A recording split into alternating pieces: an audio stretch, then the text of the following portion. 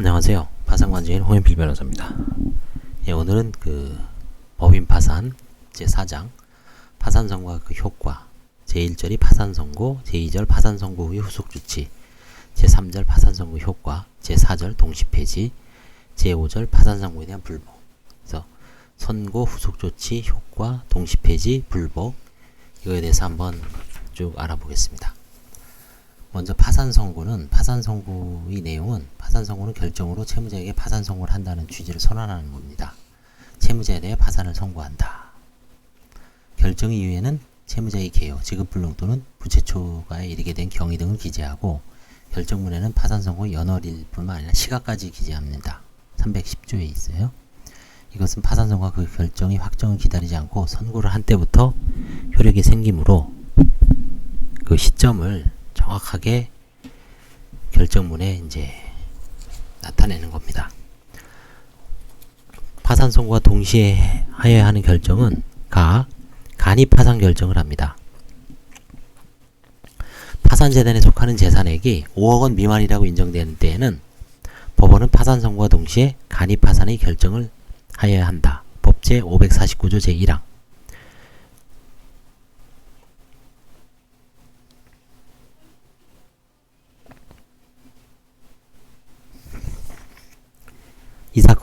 이 사건 파산을 간이 파산으로 한다. 대개 개인 파산에서는 간이 파산이 대부분입니다. 간이 파산에 관하여는 다음과 같은 특칙이 정해져 있습니다. 네 가지가 있는데요. 1항 1. 제1의 채권자 집행의 기일과 채권조사의 기일은 부득이한 사유가 아닌 한 제외하고 병합해야 합니다. 법 제552조에 있어요.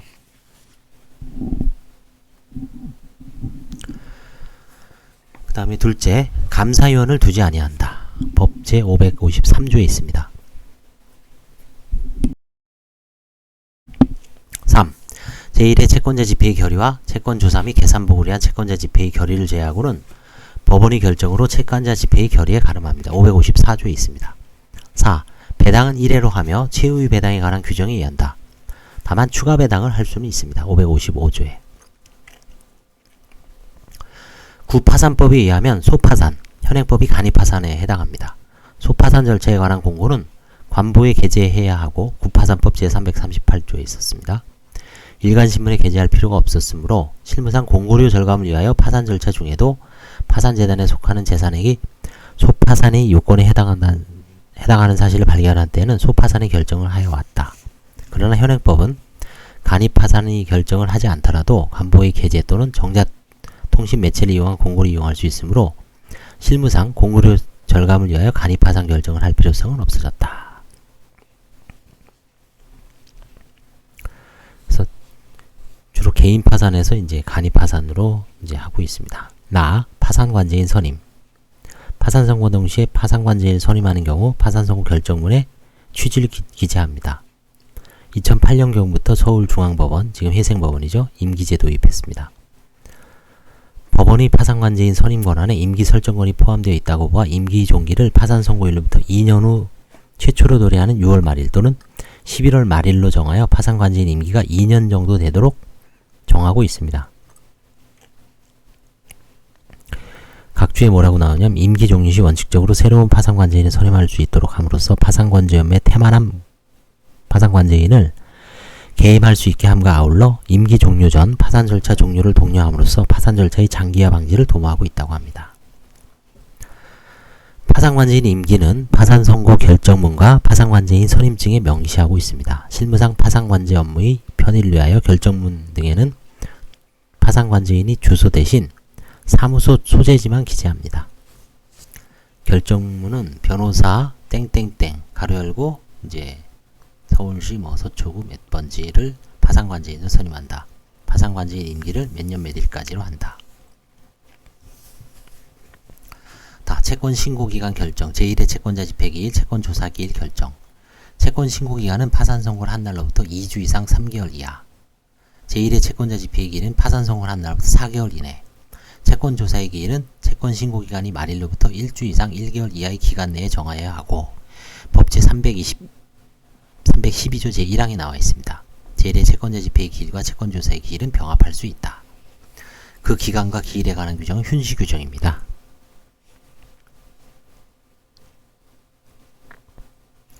서울회생법원은 통상 채권 신고기간은 파산 선고일부터 4주 전으로, 채권 신고기간에 관한 자세한 내용은 이제 뒤에 나옵니다. 제1의 채권자 집회와 채권조사 기일은 채권 신고기간 말일로부터 1개월 이내로 정하고 있는데, 채권자 수가 매우 많은 경우에는 채권 신고기간을 파산 선고일부터 3개월 이하의 기간 내에서 1개월보다 더 긴 기간으로 지정한다. 채권 조사 기일, 채권 신고 기간을 몇 년 며칠까지로 한다. 그 다음에 제1의 채권자 집회와 채권 조사의 기일 및 장소를 서울법원 종합청사 삼별관 제1호 법정으로 한다. 이런 식으로 기재되어 있습니다. 법제 492조 단서 금액의 결정.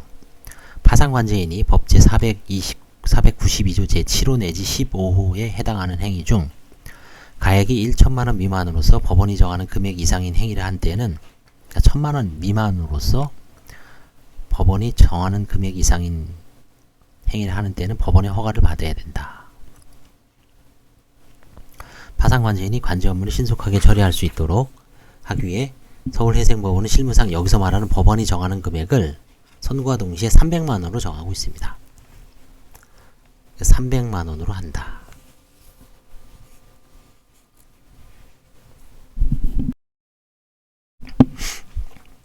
그러니까 300만원 이상은 법원의 허가를 받으는 얘기죠, 결국. 3. 파산 선고 당일의 절차. 당일에는 채무자의 대표자와 파산관제인을, 이게 지금 법인 파산이잖아요. 대표자와 파산관제인을 법원으로 출석시켜 파산 선고 결정 및 그와 동시에 한 결정.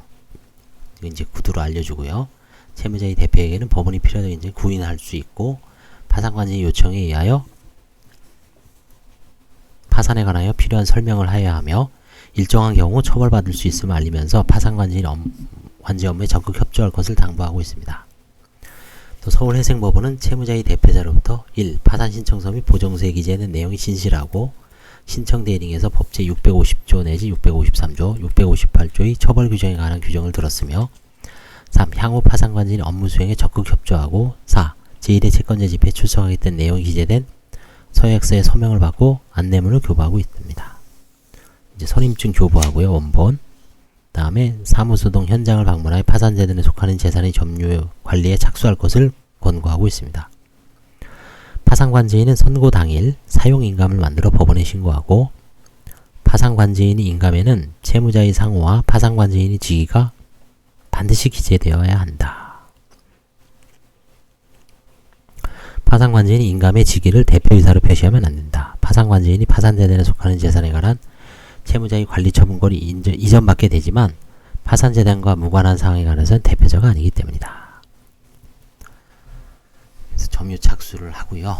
그 다음에 이제 일반적인 경비 지출도 일주일 정도 지출하고, 지출이 필요성 유무 시간을 가지고 이제 검토를 해야 됩니다. 그 다음에 이제 보조인을 재고용할 것인지.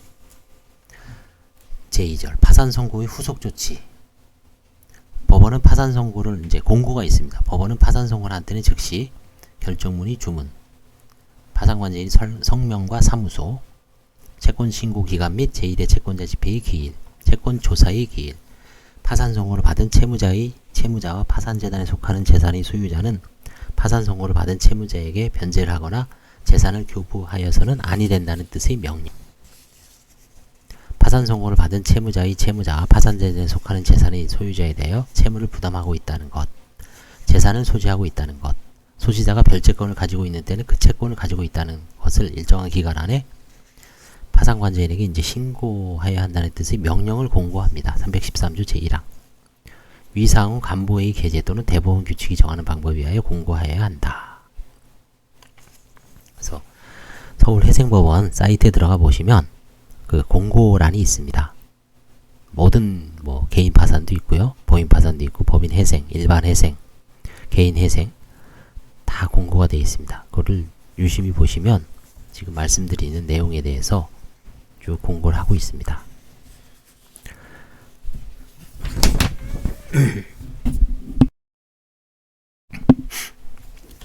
그 다음에 당연히 두 번째로 송달을 하죠. 법원은 파산 선고를 한 때는 즉시 파산 선고 시점에 알고 있는 채권자,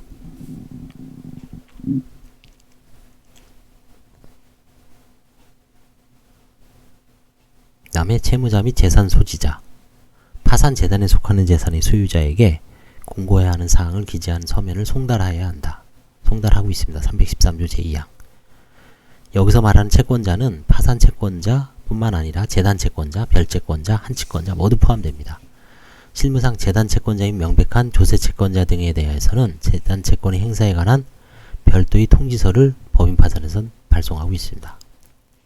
법의 규정에 의한 재판은 직권으로 송달하여야 하지만 법 제8조 제1항 법원은 도산 절차의 신속한 진행을 위하여 파산관제인으로부터 필요한 업무의 보조를 받을 수 있으므로 실무에서는 파산관제인에게 파산 선고 후 직후 지체 없이 채권자 등의 성명, 주소 등을 정확히 파악하도록 한 후에 파산관제인이 직접 또는 그 보조자들의 도움을 얻어 공고하여야 하는 사항을 기재한 서면을 채권자들에게 발송하고 있습니다. 다만 이 경우 송달 봉투의 발신인은 법원이 되도록 한다. 참고로 미국은 법원 서기관 또는 법원이 지명한 자가 채권자 집회를 통지하도록 하고 있고 일본, 독일은 송달 업무를 파산관제인에게 위탁하고 있다. 우리나라는 관제인이 업무를 하면서 법원으로 하고 있습니다. 송달은 서류를 우편으로 발송해야 하는 발송 송달의 방법으로 한다.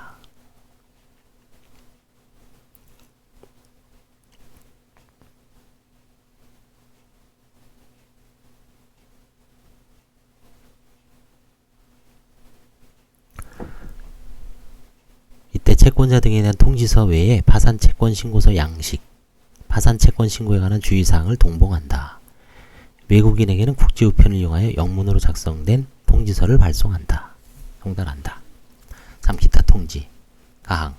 주무관청에 통지하고 있습니다. 법인 파산은 법인에 대하여 파산 선고를 한 경우 그 법인이 설립이나 목적인 사업에 관하여 행정청의 허가가 있는 때에는 면허 등록, 기타 허가에 관한 유사한 행정처분도 포함하고 있습니다. 법원은 파산 선고가 있음을 주무관청에 통지하여야 한다. 주무관청으로 하여금 법인에 대한 감독권을 발동한 기회를 제공하기 위하여 당해 법인이 설립, 채무자가 학교법인, 의료법인 등의 공익법인인 경우에 주무관청이나 당해 사업, 매장, 묘지사업 등에 관한 주무관청에 파산 선고 사실을 통지하도록 한 것이다. 예를 들어 학교법인이 파산을 했다. 그러면 이제 교육부에 통보하겠죠. 의료법인은 이제 보건복지부, 그다음에 사회복지법인 같은 경우는 보건복지부겠죠. 그런데도 그 밖에 파산 선고로 영업을 계속할 수 없는 경우, 채무자의 근로자가 많아 그 보호가 필요하다고 인정되는 경우에는 주무관청에 파산 선고 사실을 통지할 수도 있다. 검사에 대한 통지. 법원은 필요하다고 인정하는 건 파산 선고 사실을 검사에게 통지할 수 있습니다. 법 제315조에 나와 있습니다.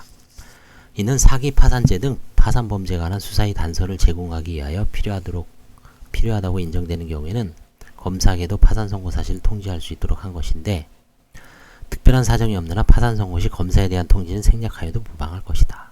실제 안 하고 있죠. 검사에 대한 파산 참가 기간, 관리 기간의 통지. 법원은 금융산업의 구조 개선에 관한 법률, 금산법이라 그랬나요?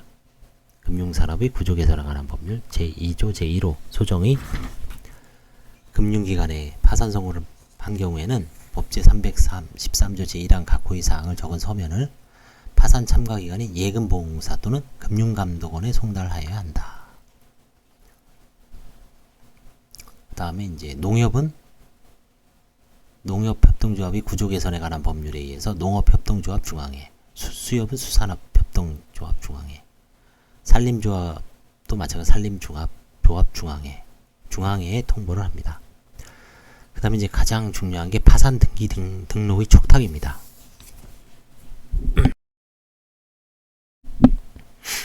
법인인 채무자에 대해 파산 선고 결정이 있는 경우와 파산관제인이 선임될 때는 법원 사무관 등은, 이거 업무가 사무관 등이라 그랬죠.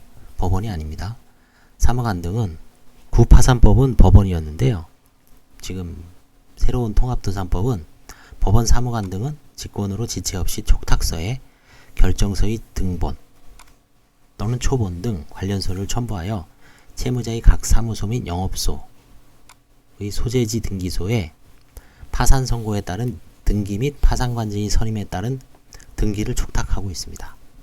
본점뿐만 아니라 등기된 지점에도 파산 선고에 따른 등기를 촉탁해야 하므로 파산 선고 이전에 지점의 유무에 대해 미리 확인할 필요가 있습니다.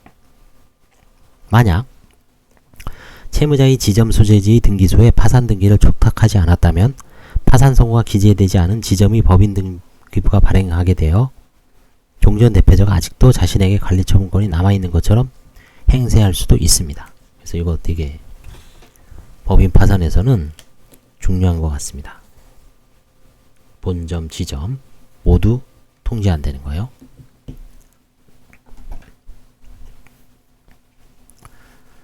파산관제인 선임에 따른 등기를 촉탁한 경우 등기소에서는 법원이 파산관제인 선임 결정을 등기원으로 하여 촉탁을 수리하고 있습니다.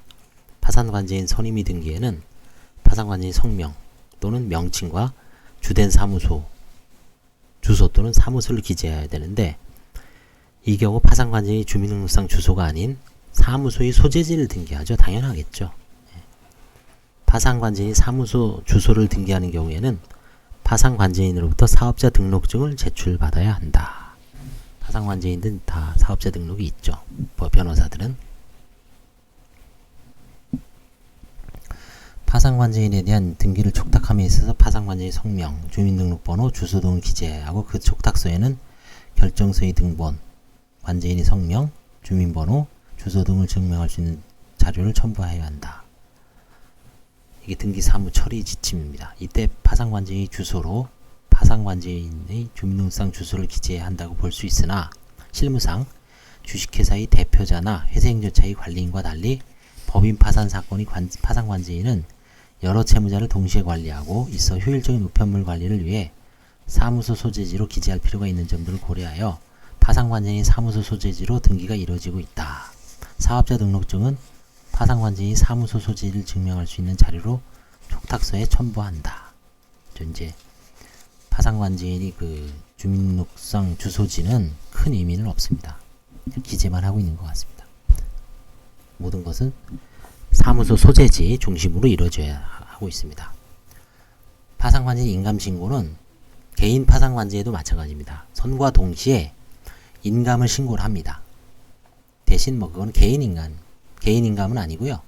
파산관제인 그 도장을 신고를 하고 있습니다. 파산관제인 인감신고는 파산관제인이 등기소에 직접 하지 않고 법원에 신고를 하면 법원 사무관 등이 등기소에 인감 등록을 촉탁하는 방식으로 처리하고 있다. 개인은 그냥 법원에만 신고만 하고 있어요. 제가 이런 도장을 쓰고 있습니다 라는 의미죠. 개인 사건에서는 등기 촉탁, 등기소에 법인과 달리 촉탁하는 건 없죠. 파산관제인 선임에 따른 등기 축독에 따라 파산관제인을 등기하더라도 채무자 법인이 대표자 등 임원에 관한 등기와 지배인 또는 대리인에 관한 등기는 말소하지는 않습니다. 법원 사무관 등은 법인이 아닌 파산성을 받은 채무자, 권리능력 없는 사단이죠. 또는 재단, 교회 같은 거 생각하면 돼요. 교회, 절, 사찰에 관한 등기 또는 등록이 있는 것을 안 때에는 직권으로 지체 없이 촉탁서에 파산 결정서의 등본을 첨부하여 파산 등기를 촉탁하고 파산재단에 속하는 권리로서 등기 또는 등록된 것이 있으면 안 때에도 또한 같다.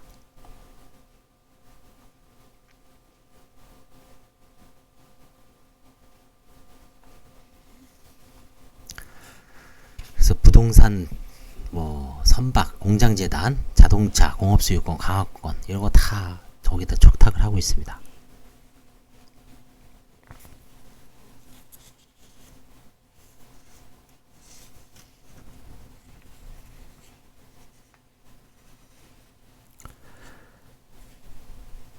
채무자가 법인인 경우 개별 부동산 등기부에 파산 선고 결정이 공시되지 않으므로 법원으로서는 법인인 채무자와 관련된 업무를 처리함에 있어서 법인 등기사항 전무증명서 기재사항을 꼭 확인하는 등 업무를 신중하게 처리해야 합니다.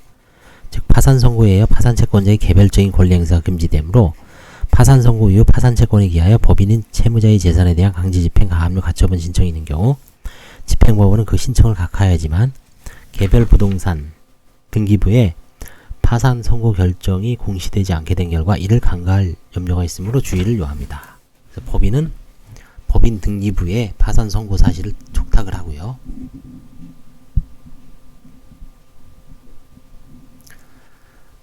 부동산 같은 경우도 잘 유의해서 봐야 됩니다.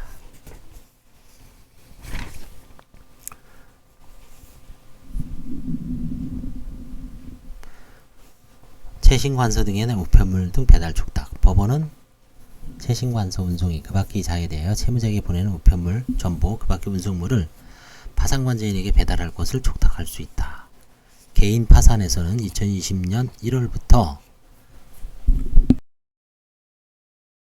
이 업무가 임의적인 거, 선택적인 걸로 바뀌었다고 제가 개인 파산에서도 말씀드렸죠. 고가품 보관 방법이 지정. 똑같습니다. 앞에 유가증권 그 밖의 고가품이 보관 방법은 법원이 정합니다. 보통 신한은행 지점으로 정하고 있습니다. 자, 그 다음에 이제 파산 선고의 효과. 이게 가장 중요하죠. 파산 선고의 효과. 이게 뭐 개인이든 법인이든 똑같습니다.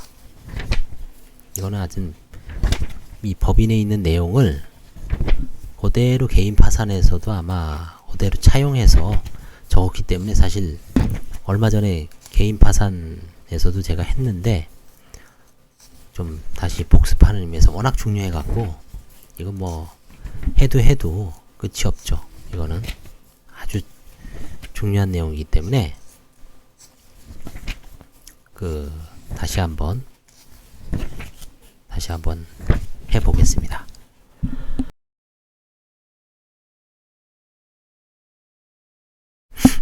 자, 제3절 파산선고 효과. 1. 채무자의 재산에 대한 효과.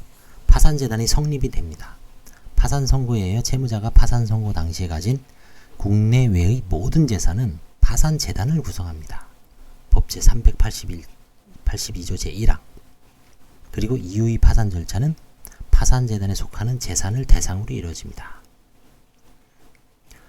우리나라 같이 파산 선고 시 파산재단이 범위를 확정하는 입법 방식을 고정주의라고 합니다. 이에 대하여 파산 선고 후에도 재산을 순차 파산재단에 편입시키는 방식을 팽창주의라고 합니다. 고정주의는 파산 선고 시에 책임재산의 범위를 고정하므로 파산관제인이 신속하고 획일적으로 재산을 관리 처분할 수 있고, 파산 선고 후에 채무자가 취득한 재산은 자유재산으로 되어 파산 선고 후에 생긴 신채권자에 대한 변제재원이 되므로 신고 채권자를 공평하게 보호할 수 있을 뿐만 아니라 채무자는 자유재산을 사업활동에 사용할 수 있어 재기의 기회를 얻을 수 있다는 장점이 있습니다.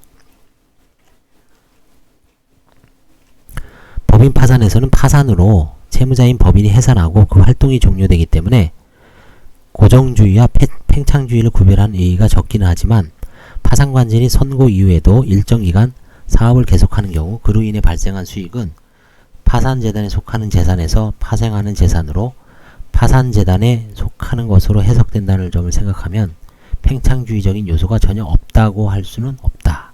이게 이제 일본 2등진 나옵니다.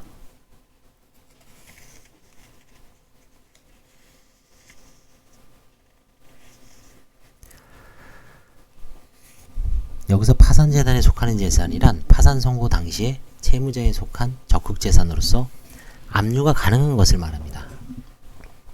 구파산법에서 규정하고 있었던 속지주의가 폐지되었으므로 재산이 대한민국 내에 소재하고 있을 것을 요하지 않습니다. 외국에 있는 것도 가능해요.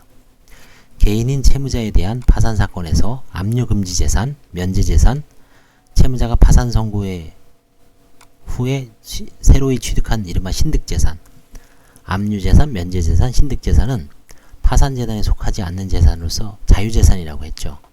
개인이 아닌 채무자의 경우에도 법인 같은 경우죠. 자유재산의 개념을 긍정할 수 있는가에 관한 논의가 있습니다. 이는 파산재단에 속하는 재산이 포기가 가능한지 여부와 연결되는데, 소극설은 독자적인 경제활동을 생각할 필요가 없는 청산중의 법인에는 신득재산을 상정할 수 없고 영업 계속 등에 의하여 파산 선고 이후에 얻는 수익도 파산재단에 속하는 재산에서 파생하는 재산으로서 파산재단에 속하는 것으로 해석되고 있습니다. 소극설에 의하면 자연인과 달리 생활보장을 목적으로 하는 압류금지 재산도 인정되지 않는 점, 법인이 이사는 파산 선고에 의하여 당연히 퇴임하고 파산한 법인을 대표할 자가 없게 되므로 재산을 관리 처분할 자가 존재하지 않게 된다는 점 등을 이유로 파산한 법인이 재산을 부정합니다. 20일 각주 20일에 이런 학설이 있습니다.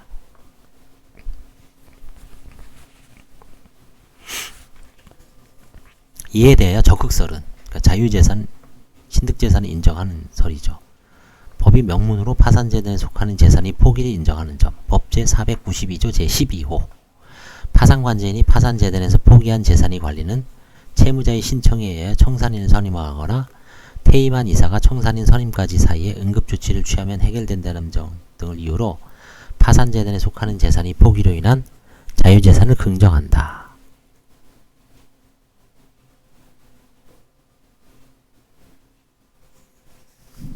자, 그래서 이제 법인에도 자유재산 인정할 것인가 말 것인가 소극설과 적극설이 있습니다. 개인 파산에서 당연히 적극설이라고 그랬죠. 한편 수탁자가 파산한 경우 신탁재산은 수탁자의 파산재단을 구성하지 않는다.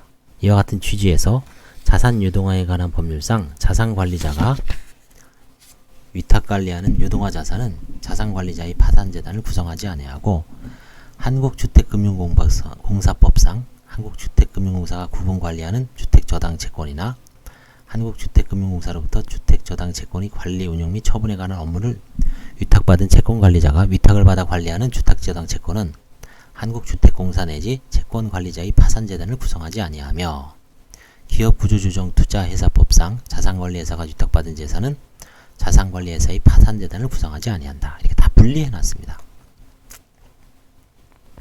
다만 신탁계약에서 수탁자가 신탁비용 등의 충당을 위하여 신탁재산을 처분할 수 있다고 정하는 경우 이는 수탁자에게 비용상환 청구권 행사를 위한 약정 자조매각권을 부여하는 특약이라고 해석되고 비록 신탁재산은 파산재단에 속하지 아니하지만 신탁재산에 관한 약정 자조매각권과 비용상환 청구권은 파산재단에 속하므로 수탁자는 물론 수탁자의 파산으로 그 파산재단의 관리처분권을 행사하는 파산관제인도 신탁재산에 관한 관리처분권이 있는지 여부와 관계없이 파산 선고 당시 수탁자가 가지고 있던 약정 자조매각권 행사하여 신탁재산을 매각하고 그 대금으로 비용상환 청구권이 변제에 충당할 수 있다.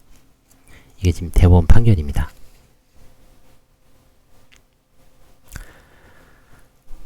위탁자가 파산하는 경우에는 신탁계약에 의하여 신탁재산은 위탁자의 재산에서 또 분리되죠. 신탁재산이 당연히 위탁자의 파산재단에 속하게 되는 것은 아니다. 따라서 신탁재산은 위탁자, 수탁자의 어디에도 원칙적으로 분리가 되는 겁니다. 자, 그래서 이제 그럼 우리나라에서 법인 파산에서 소극설일까요? 적극설일까요? 제가 보기엔 적극설인 것 같습니다. 관리처분권이 이전, 파산 등기 이전이라도 파산 선고에 의하여 채무자는 파산재단을 구성하는 재산에 관한 관리처분권을 잃고 파산재단을 관리 및 처분하는 권한은 파산관제인에게 속한다. 384조.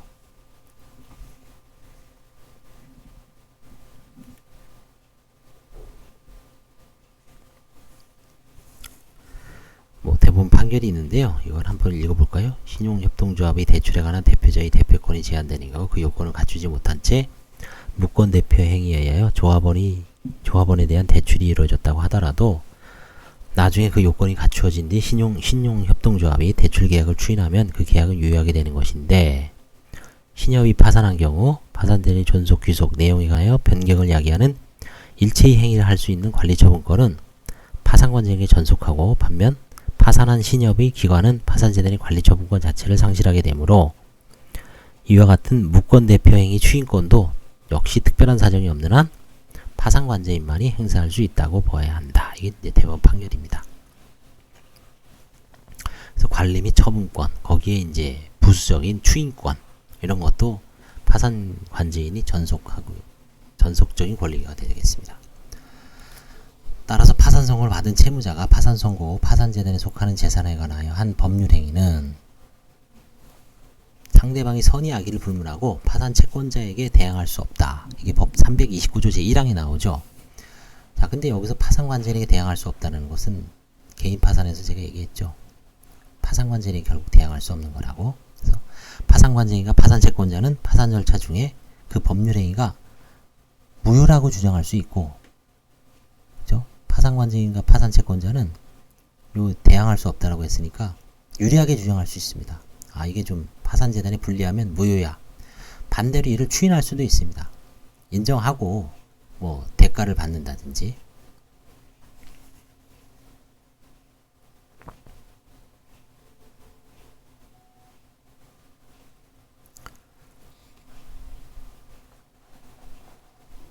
파산 선고에 파산재단에 속하는 재산에 관하여 채무자의 법률행위에 의하지 아니하고 권리를 취득한 경우에도 그 취득은 파산채권자에게 대항할 수 없습니다. 법제 330조 제1항. 이 경우 파산선고일에 한 법률행위 또는 법률행위에 의하지 아니한 권리의 취득은 파산선고에 한 것으로 추정하고 있습니다.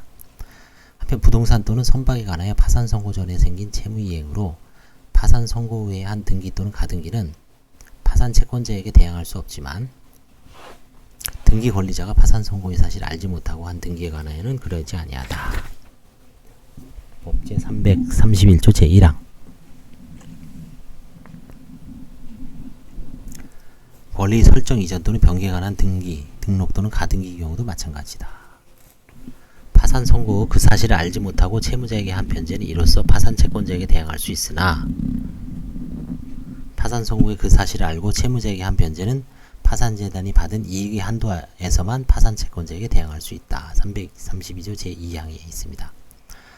환화음, 수표와 금전, 그 밖의 물건이나 유가증권이 급부를 목적으로 한 유가증권이 발행인 또는 배서인이 파산선고를 받은 경우 지급인 또는 예급지급인이 그 사실을 알지 못하고 인수 또는 지급을 한 때는 이로 인해 생긴 채권에 관하여 파산채권자로서 그 권리를 행사할 수 있다. 333조. 법 331조 내지 333조의 규정을 적용하는 때에 파산선고의 공고 전에 그 사실을 알지 못한 것으로 추정하고 공고 후에는 그 사실을 안 것으로 추정합니다. 그래서 이 공고가 되게 중요하죠. 파산관제인은 파산선고 후 즉시 파산재단이 점유 및 관리에 착수하고 파산재단에 관한 소송에서는 파산관제인이 당사자가 되어 당사자로서 소송행위를 하죠.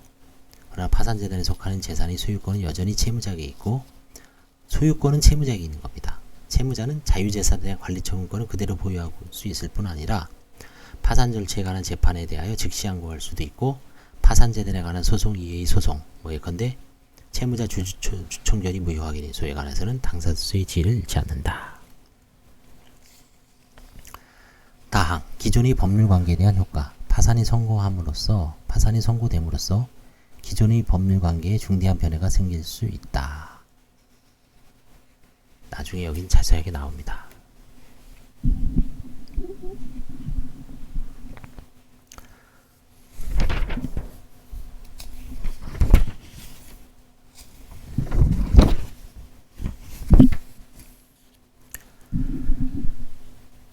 그 이후에 이제 계속 뭐 소송, 강제집행, 가압류 이런 게 나오는데요. 요거는 지금 아주 중요한 내용이기 때문에 다음에 한번 나눠서 한번 더 하도록 하겠습니다. 감사합니다. 오늘 여기까지 하고요. 다음에 계속 이어서 하겠습니다.